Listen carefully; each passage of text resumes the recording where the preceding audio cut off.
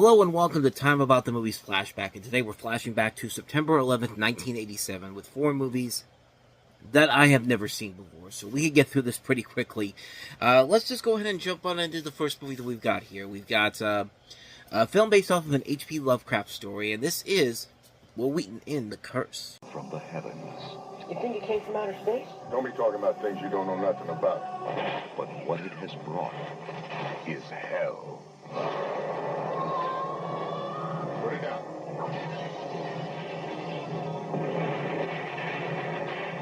Now, it may be too late to break.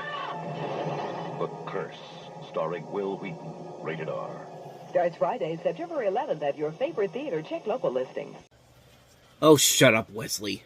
I was really expecting them to go down that route, because this is, of course, Will Wheaton, who plays Wesley Crusher on Star Trek The Next Generation, and the show actually did premiere around this time, if not this week, the week after this, but no, of course, that's Will Wheaton from Stand By Me, where, in the trailer, it's like, Will Wheaton from Stand By Me now has to stand alone, and yeah, stand alone from stuff that does not make any sense whatsoever when you really look at this movie, but, like I said, this is based off of an H.P. Lovecraft story, and it tells about a meteorite that crashes into a farming community in Tennessee, which begins to infect the land and its residents. And what does it do? Like I said, we have no idea. It just seems like a ton of stuff happens that it was just so out of the ordinary, and we're just supposed to go along with it. But something I note about this is that this was actually directed by David Keith, who was a prolific actor back in the day for stuff like Officer and Gentleman, a bunch of other movies you might be familiar with, but this is his first time he ever directed a movie, and certainly seems like a different kind of movie for him to go out on his first directorial outing on. But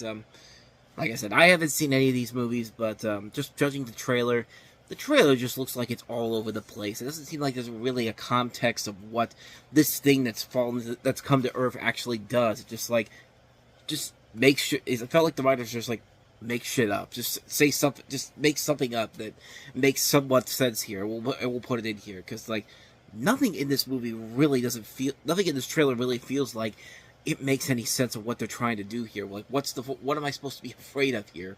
But, it is an 80s horror movie. It's gonna have some pretty good practical effects, which it looks like it does, but I don't know. I don't know. It doesn't look like anything that really looked like it could have been anything spectacular, but apparently it was successful enough to lead to several sequels, because of course it did. It was the 80s.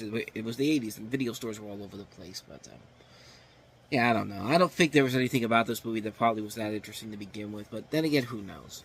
So, moving on to the next movie, let's talk about A Prayer for the Dying. For a cause he no longer believes in. There'll be no more killing. One more makes no difference. Upstairs! No! Get him back. Who are you, Mr. Fallon? You hide yourself, don't you? Not going back. Now he's running for his life. The man has the right to damn himself. But he can't escape his past.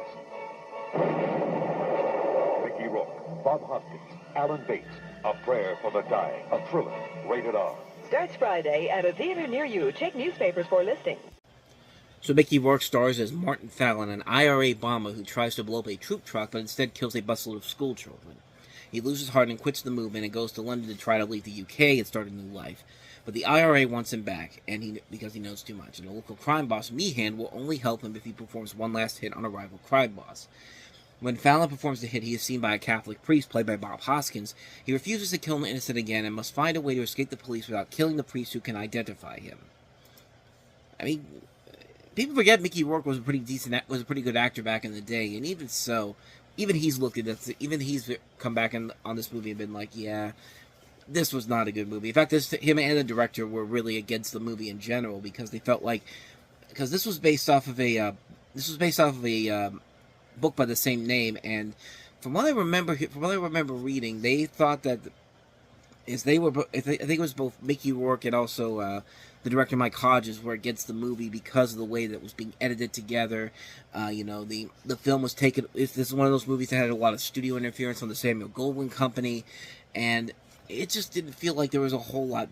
As you could definitely tell, that it was very picked through all the way through from the little bits and pieces I've seen. Because I watched this in the commercial you just saw, in the trailer for it, and even in that, you could tell that there's no real identity of what this movie really is. But hey, you get to see Liam Neeson in here too. He's one of his early film roles, so I guess there's that. But other than that, though, it doesn't look like there's anything that interesting in this movie to begin with. So that's a prayer for the dying. So with that said, let us go ahead and move on to our next movie, which is Witness in the War Zone.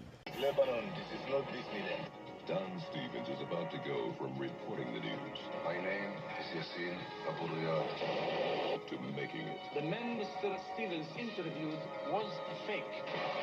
I got set up once. Why? Academy Award winner Christopher Walken. Deadline. Rated R. Now playing at a theater near you. Check. Or we could call it Deadline. Simple and sweet. Christopher Walken stars as an ace reporter sent to Beirut, Lebanon to report on the Lebanese Civil War. There he befriends an English journalist who's staying at the same hotel as him. Stevenson's downfall begins when he manages to get an exclusive interview with the head of one of the main factions of the war, the Palestinian Liberation Organization held by Yassin Abu Riyad. When he sends the tape interview in, he learns that the man he spoke of was in fact not Abu Riyad, but an impersonator. In an attempt to salvage his relationship and save his career, Stevens goes back to find out who set him up and why. However, all three sides of the war try to stop his investigation, and his life comes in danger. Stevens comes to realize that he's a pawn in a huge, deadly conspiracy, and if he fails to uncover it, many innocent people will die. He finally gets a breakthrough when he meets Linda Larson, a Scandinavian doctor who might be able to take him to the real Abu Riyad. So yeah, that's pretty much the plot of the movie. I know nothing about it. Christopher Walken won an award for it, the Magnolia Award at the Shanghai TV Festival. That's really everything you need to... I guess that's everything you need to know about it, because I'm looking on Wikipedia, there's no reviews for it. There's no box office, even though the box office was very, very slim.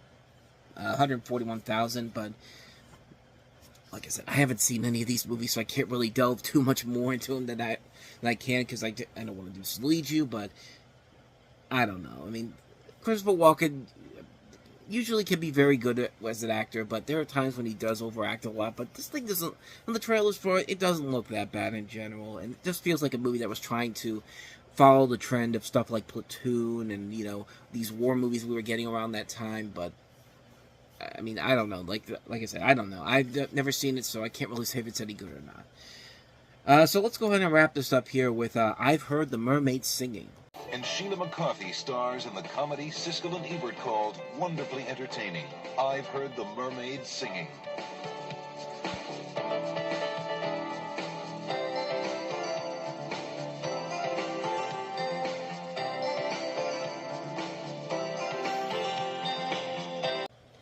Evidently, that's all you need to sell the movie, I guess.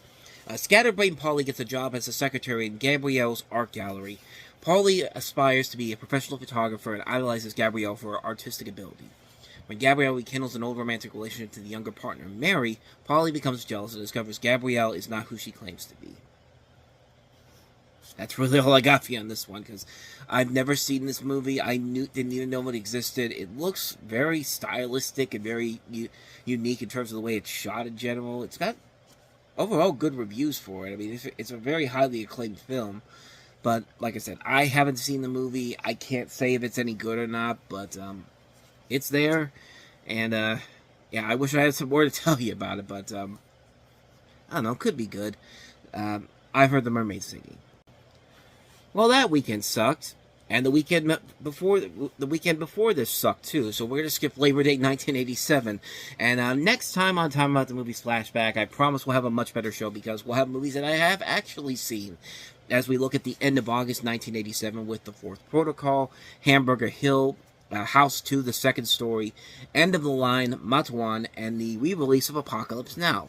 So, 6 movies to look at next time around. Certainly going to be a lot better than the show that we had this week. But, with all that said, thank you so much for bearing through this. And I'm sorry that I couldn't be more descriptive in the movies this week, but I haven't seen any of them, so I can't really say if they're any good or not. But, if you want to see reviews where I actually have seen movies and I've actually talked about them in detail, please go ahead and hit the like button, hit the subscribe button, hit the notification button, and check out the previous episodes I've done. Check out the last episode I did, the playlist. And hit that bell, of course, because you get updates on when the videos come out, and we do post here every day. So with all that said, that's going to wrap up this episode of Talking About the Movies Flashback. Like I said, I promise we'll get you a better episode next time around. So thank you for going through this with me. So thank you for watching, and I'll see you guys next time. So until then, as always, Take care. Good night.